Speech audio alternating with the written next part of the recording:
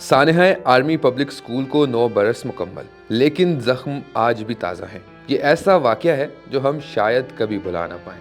اس دلخراش واقعے نے نہ صرف پاکستان بلکہ دنیا بھر کو ہلا کر رکھ دیا تھا۔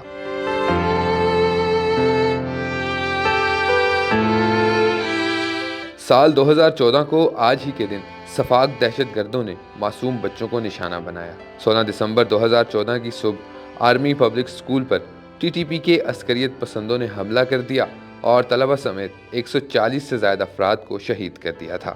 اس واقعے کے بعد پاک فوج کی جانب سے جاری آپریشن ضرب عضب کو مزید تیز کیا گیا تھا۔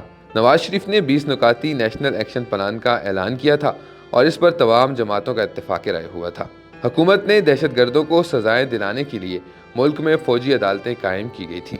آرمی پبلک اسکول حملے میں ملوث 6 دہشت گردوں کو سیکیورٹی فورسز نے گرفتار کیا، جنہیں ملٹری کورٹس نے موت کی سزائیں سنائی تھیں۔